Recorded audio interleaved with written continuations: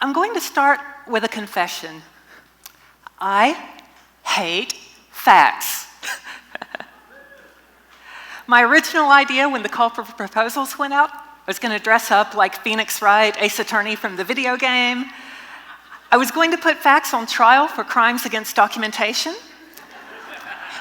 I was going to address all of you as the jury. And I was going to have a witness come up here and testify.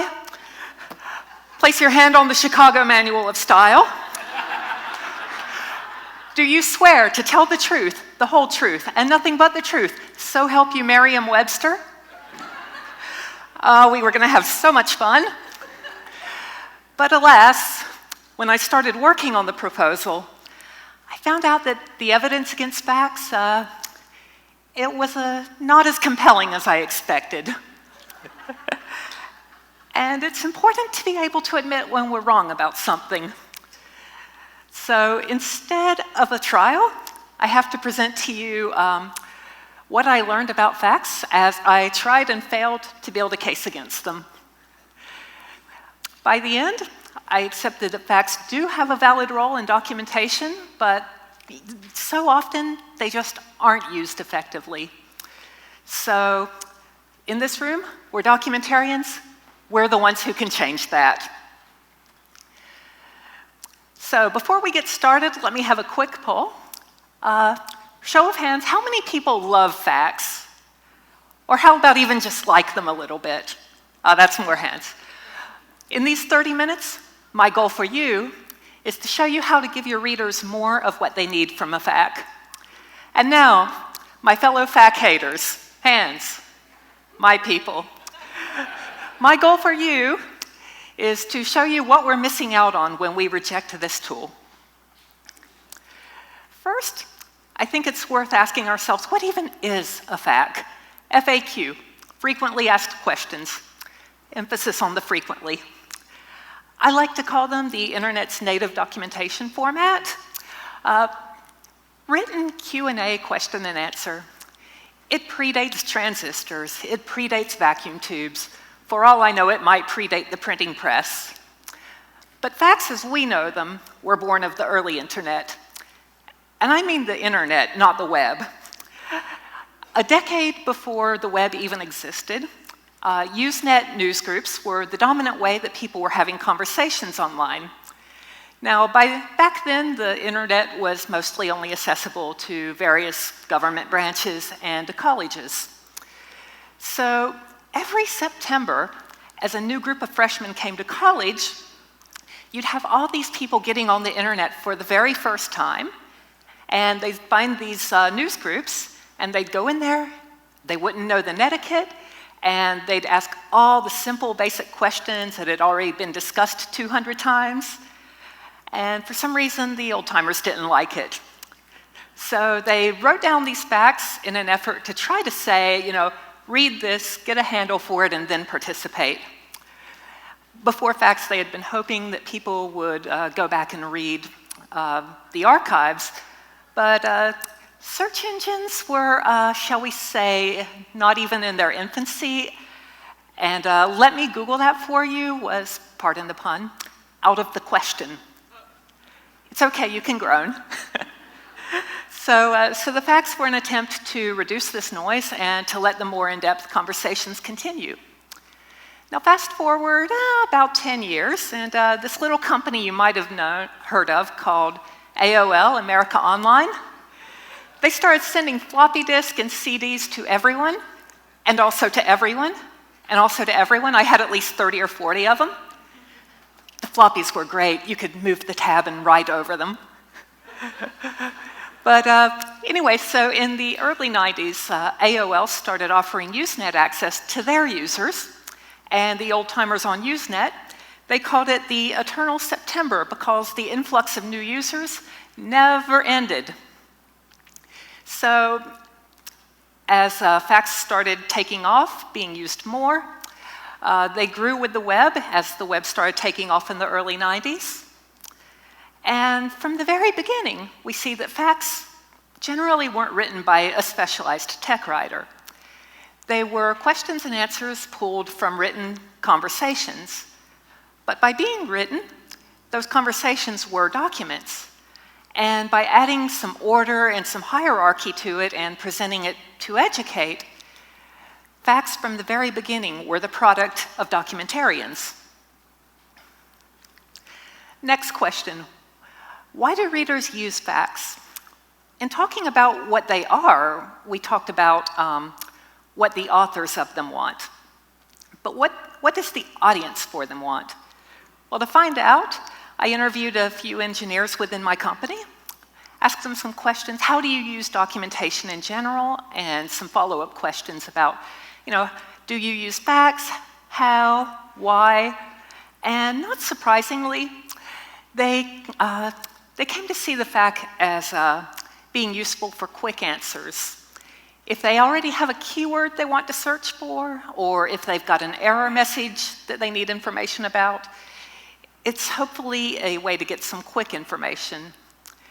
If they are troubleshooting or if they're confused about something, they don't really want to dig through all of the doc navigation and then find this long page of description and skim through all the headings, and they don't want to deal with all that when all they need to hear is, oh, you need to call the constructor before you can use that widget. I summed this up as, I already know what I want to know, so just tell me. And even though it seems obvious in hindsight, a key insight that I got from the interviews is that when users are coming to my docs, they aren't trying to become experts when they're flipping through them. They're usually task-oriented. They know what they want to do, and they just want help doing it. Compared to other docs, facts prioritize, do this step to fix it. They prioritize that over, this is why it's happening. And if we do our jobs well, a fact is a list of what our audience cares about. So, with all that good stuff, why do I hate facts so much? Or perhaps a better, more positive question to ask is, what are the pitfalls and how do we jump over them? It turns out that for everything I hate about facts, there's a content strategy that can address it. My first big problem with facts is how disorganized they are. It puts the burden on our readers to find what they need. We really need to categorize the questions in a thoughtful manner. Now, how we do that, it's going to differ on a case-by-case basis, but I have a few helpful options. Sometimes a procedural order is going to make sense.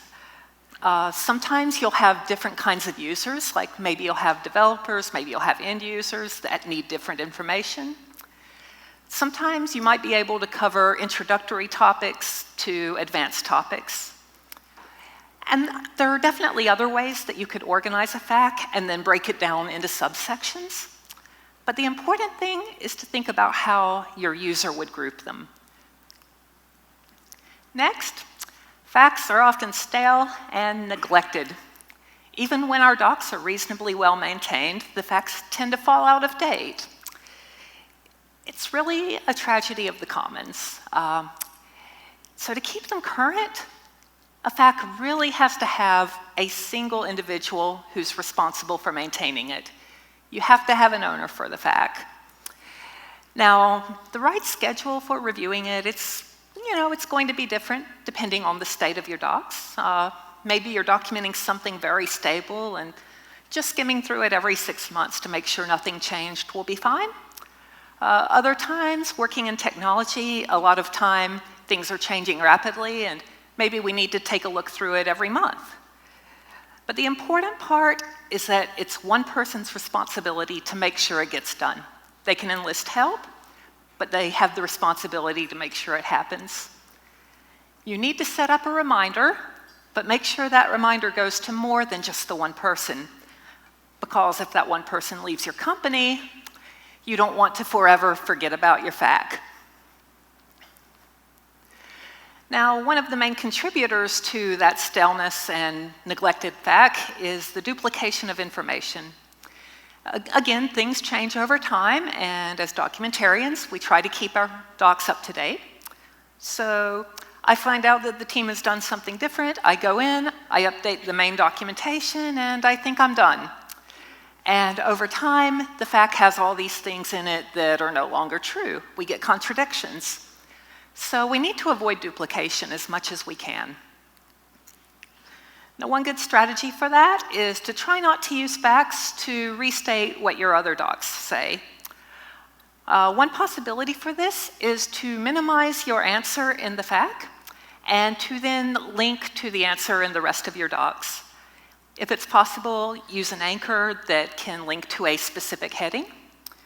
And then when you're doing your routine check of the FAQ, make sure that these links are still valid. Another thing we can do if your CMS supports it, that's your content management system, is to use an include element. Now that lets you display a piece of information in multiple places, but it only lives in one place within your repository. Now doing it that way, it takes some discipline to make it work. You have to make sure that nobody is putting the answers in the FAQ and that everybody is updating the reusable component, but that can be a really robust tool. Next up, we've all seen these FAQs that are clearly not written in the words of our users, or worse, questions they would never ask. I cringe so hard when I read a FAQ and it says, "How did your company get to be so awesome?"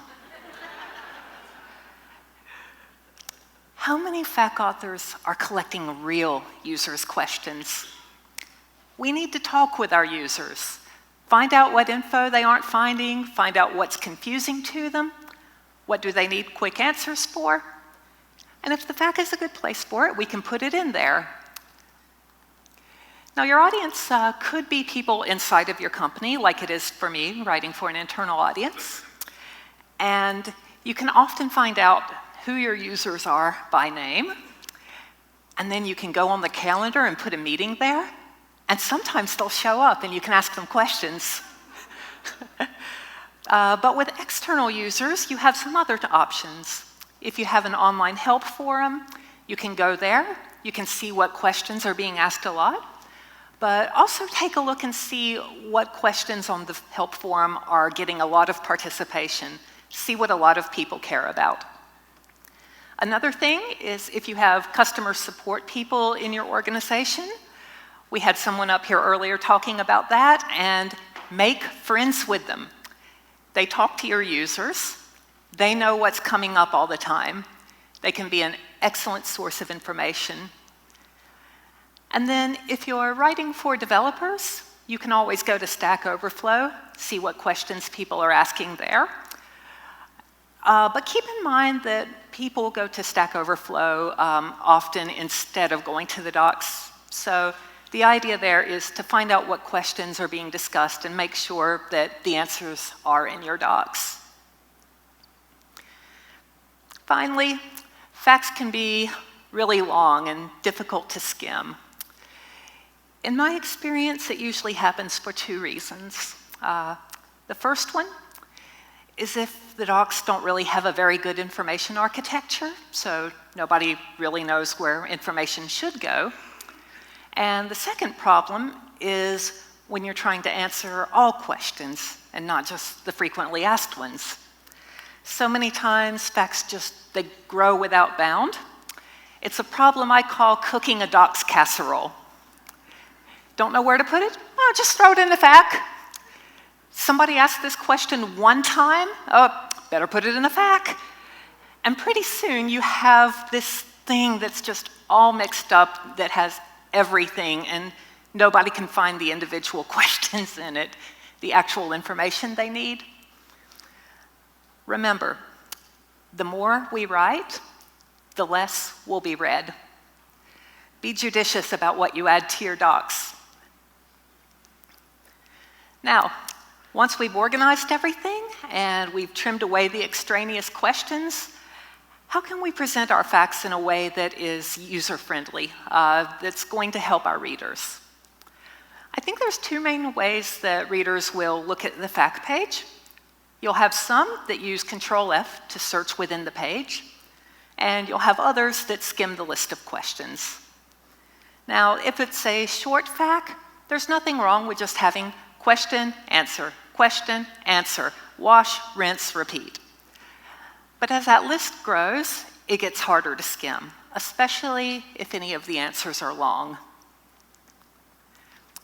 So one way to deal with this that we see a lot is putting all of the questions at the top of the page, and they link to an anchor further down on the page with the answer. Now, if your questions are well organized, like we talked about, that usually works pretty well. If I jump to a question and it doesn't quite have the information I wanted, hopefully the next 3 or 4 questions are pretty relevant to the same thing, and I can look through those and maybe I'll find what I need. But the downside is that as your FAQ grows longer, it gets a lot harder to keep one's place in it. When you're looking at the list of questions and you jump down to something and then you go back to the top of it and you're trying to figure out where you were, and it takes a lot of brain power to figure out, especially when you need answers to more than one question. So how about putting the answers inside of zippies? Now with these, your user will come and click the plus button to open up the answer to the question they care about. It's very easy to skim the list of questions. The problem here is that when you're skimming the list of questions, you don't have any idea about how detailed the answer is going to be. And to find out, you have to move your mouse cursor, point it right on the button, click it, and then you get a short answer or a long answer, you don't know, and everything else is shifted around the page. And what if it's not what you need? You have to go look some more, do this ad nauseum. So, not only that, but when we're hiding content on the page, Control F to search within the page, it might not work properly with hidden content. So if we're going to go this route, we really need an expand or collapse all button. This can make a big difference. Your readers that are using Control F to search within the page, they click expand all, and you don't have to worry about any problems. And your users that are skimming the questions, they can get down to the part of the questions they're interested in, and instead of having to click one by one, they can just expand them, read the section, skim it to see the length of the answers. The one caution I would say is make sure to keep this expand or collapse all button visible on the page at all times. You don't want your reader to be in the middle of reading questions and have to go back to the top of the page and lose their place again. So now that we've jumped over those pitfalls and we found a nice way to present the list, I want to examine what's in it for us as documentarians. How do we benefit from FAQs? And to answer that question, I'm going to try to rewind back to something I said earlier.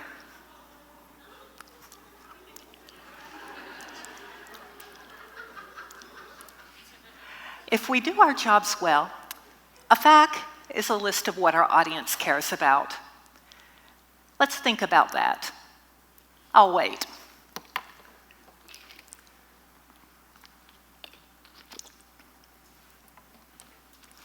All right, you all thought about it, right? When we write a FAQ, we're diving into the mindset of somebody who doesn't know what we know. We're trying to figure out what questions are they likely to have, what problems are they likely to run into, and what are the essential things that they need out of these docs. So if you look at the description for the talk that I wrote in the call for proposals, you'll notice that I listed several questions here. Yeah, I was trying to be funny and clever, but I was also trying to put myself in the mindset of somebody who hasn't thought about FAQs very much. And I was trying to think about what questions all of you might care about. And then I used this list of questions to plan my talk. Let's run through them really fast and see if I succeeded. Why do readers always seem to want facts, even though they're routinely out of date? I talked to some engineers at my company, found out that they're trying to get quick answers and get back to their task, especially if they already have the keyword they need to search or if they have an error message. Very related to that, why do some readers ignore our carefully crafted pages and use those giant walls of text as a starting point instead? This was really the question that exposed that flaw in my thinking, that misconception I had, because when people come to my docs for the first time, I had this idea that they were trying to get a conceptual overview of how the system all fits together and works and what it's capable of, and no. They have a task they want to do and they just want to know if this is going to help them do it, and if it is going to help them do it, how does it help them do it? Just answer the question.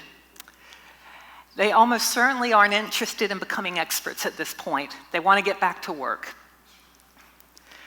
I asked, what are some strategies for keeping facts up to date? We talked about the importance of having a dedicated owner who reviews it on a set schedule.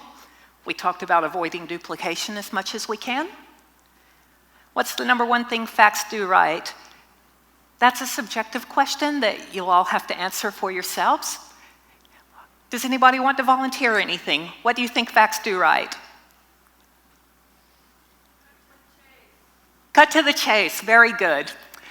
My opinion on this is that a good fact gives readers just enough information to stop reading the docs and get back to their task. Cut to the chase is a much more succinct way of saying that. I should cut to the chase. How can we make facts more user-friendly? We looked at how we can organize them better and how we can present them. We talked about how to ask the questions the users care about and not necessarily what we wish they would ask us. And finally, I asked, do we even actually need facts? To that, I begrudgingly answer you, yes. But not every doc set can benefit from a FAQ.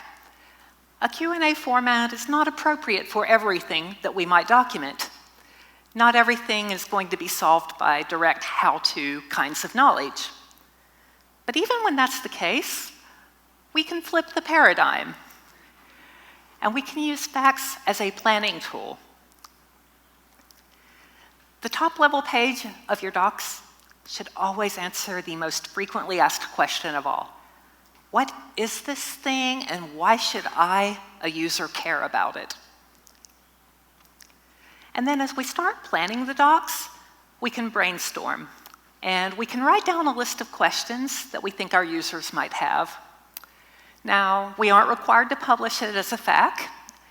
We just want our whole doc set to be a FAQ of sorts. We want every page of our docs to be answering user questions. We want every page to address what the reader cares about.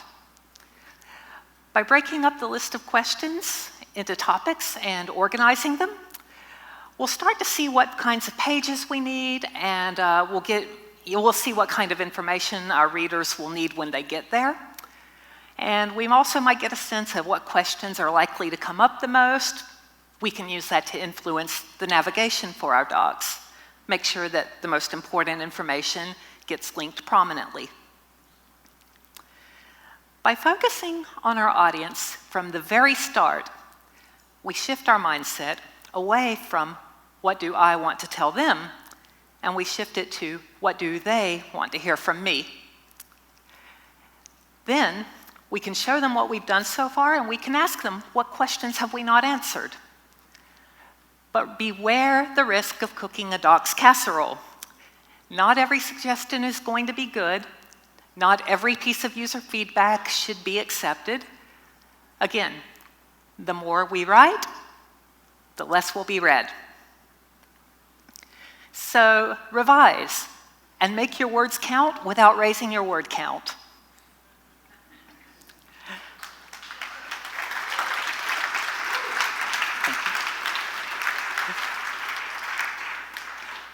I do have one more parting thought for you. I still don't like facts. but my audience does. And I'm writing for them, not for me. But in the course of writing this talk, I've learned that facts do not have to be a documentation junkyard where we just toss things because we don't know what else to do with them. A fact is a tool, and it's how we use this tool that determines its usefulness. Thank you.